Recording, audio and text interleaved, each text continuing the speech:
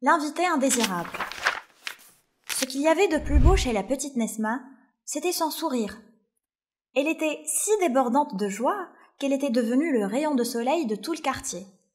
En effet, il était exceptionnel de la voir triste ou grincheuse. Elle avait des yeux aussi clairs qu'une rivière limpide et un visage radieux qu'on ne pouvait qu'aimer. Lorsqu'elle passait devant les voisins, elle les saluait poliment en leur faisant un signe de la main. Petit à petit, tout le quartier s'habitua à guetter chaque matin le passage de ce petit rayon de soleil. Un jour, la petite fille rentra de l'école d'un pas lourd. Alors qu'elle s'apprêtait à entrer chez elle, elle entendit la voisine l'appeler en se précipitant vers elle. « Qu'est-ce qui t'arrive, ma fille ? Y a-t-il quelque chose qui ne va pas ? Es-tu malade ?» Nesma, étonnée, répondit « Non, je vais bien, merci. Ai-je l'air malade ?» La voisine expliqua en souriant. « Tu es passée devant moi ce matin sans me dire bonjour. Tu semblais si perdue dans tes pensées que tu ne m'as même pas entendue lorsque je t'ai appelée. Et te voilà maintenant avec cette mine tristounette que je n'avais jamais vue sur ton visage auparavant. Es-tu sûre que tout va bien ?» Nesma se sentit mal à l'aise et s'excusa auprès de la voisine en lui assurant qu'elle n'avait pas fait exprès. Elle entra dans sa chambre et ouvrit la fenêtre en espérant que l'air frais lui redonnerait de l'énergie et l'aiderait à retrouver son humeur joyeuse. Pourtant, ce fut tout le contraire. La petite sentit son souffle se raccourcir brusquement et une gêne inexpliquée s'emparer d'elle. Elle pensa à lire une histoire en attendant l'heure du déjeuner. Mais le même phénomène étrange qui se produisait maintenant depuis quelques jours ressurgit. De la fumée entra par la fenêtre et commença à tournoyer autour de Nesma en chantant d'une voix agaçante. « Je suis un nuage de fumée, comme une vilaine blessure, je ne fais grâce à aucune créature.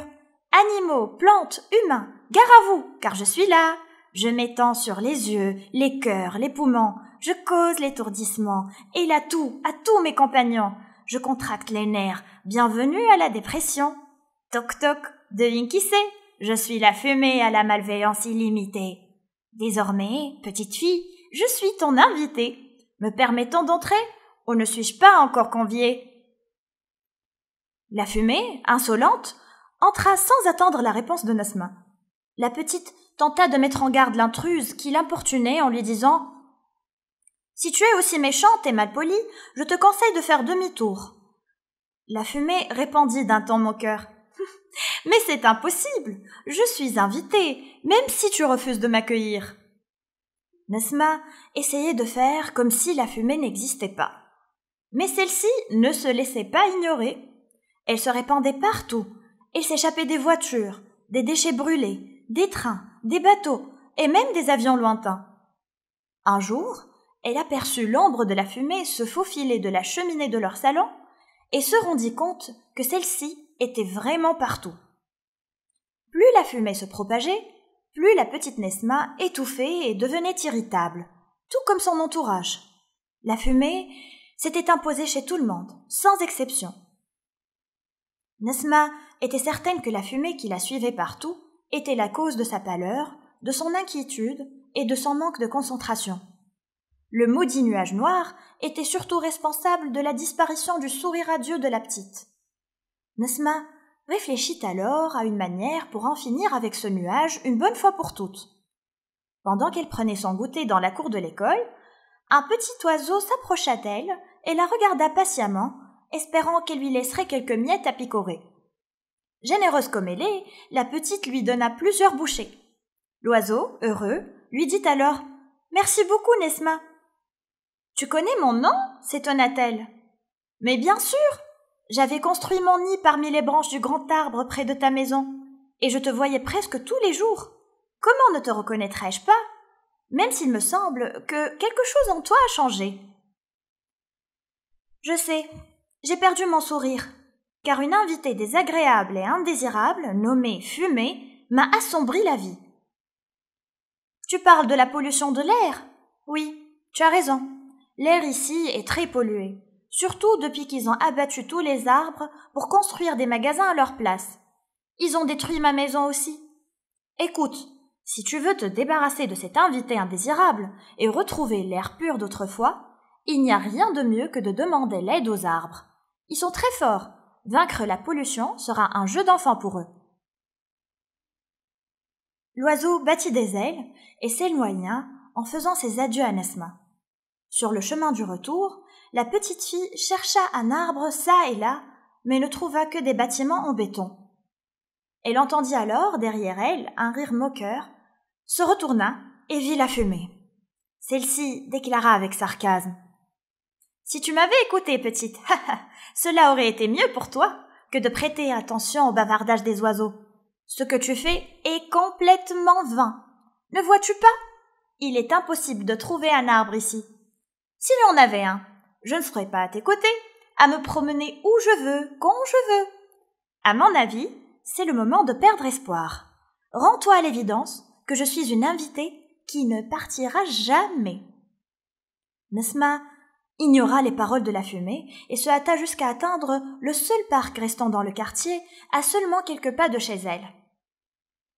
Elle se dirigea vers un arbre centenaire ombrageux et lui raconta tout ce qui s'était passé avec la fumée. Le vieil arbre se mit si en colère qu'il déstabilisa la fumée par un bruissement de ses feuilles. La fumée dit pour se défendre. « Mais je n'ai rien fait à la petite. Je suis juste une simple forme de pollution qui empoisonne l'air avec du dioxyde de carbone, un gaz incolore inodore qui constitue l'un des gaz les plus présents dans l'atmosphère. Mais la consommation nonchalante de pétrole et de gaz naturel est la raison de son augmentation. En plus, comme je vous ai déjà expliqué, je n'ai rien fait à la petite, moi. » Le vieil arbre rétorqua. « Tu n'as rien fait, dis-tu ? Tu fais semblant d'ignorer que tu causes la mort prématurée de près de 800 personnes par heure, soit 13 personnes par minute, en raison des maladies dont la principale cause est la pollution de l'air. Tu es responsable du manque de concentration de cette petite et de sa tristesse. Et c'est bien toi qui lui as fait perdre son sourire. La fumée provenant des gaz d'échappement des voitures contient du plomb, une substance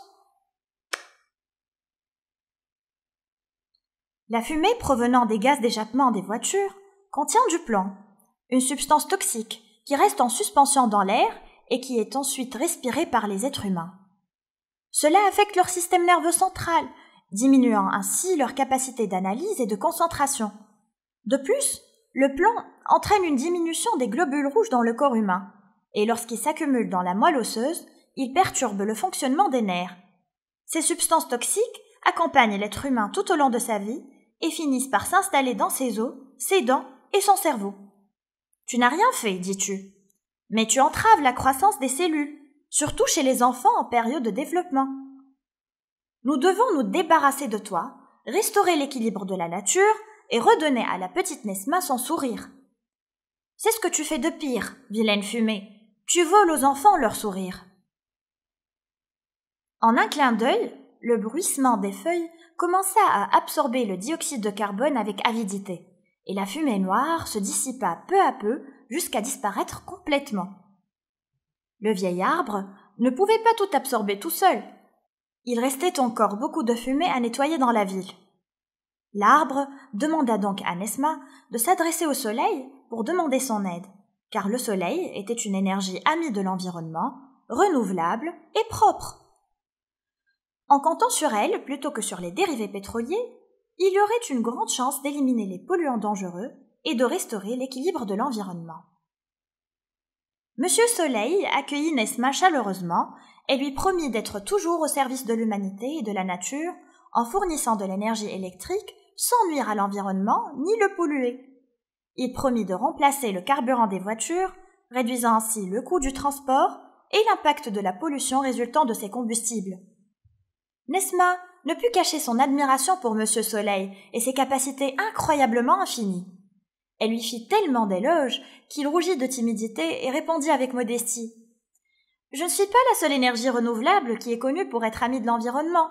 Monsieur Vent est aussi mon partenaire dans cette noble entreprise. » La petite Nesma sentit une légère brise lui caresser la joue. Monsieur Vent était là. Elle l'accueillit avec un grand sourire. Il tourbillonna avec agilité en guise de révérence, puis dit Je tenais à venir en personne afin d'exprimer mon amour profond pour l'humanité. Il est vrai que l'être humain a commis des gaffes en inventant de nombreux polluants et en causant des dommages à l'équilibre écologique. Mais il faut admettre aussi qu'il possède un esprit brillant qui a pu transformer les éléments naturels en énergie infinie. Ces énergies renouvelables aident à réduire les niveaux de pollution et à se débarrasser progressivement des polluants toxiques de l'air. Il est désormais possible de produire de l'électricité en utilisant l'énergie du vent grâce aux éoliennes. Donc, en signe de reconnaissance envers l'intelligence humaine, je m'efforcerai de lutter contre la pollution autant que je peux et de maintenir l'air pur et propre afin que les enfants comme toi grandissent dans un environnement équilibré qui ne nuit ni à leur intelligence ni à leur santé.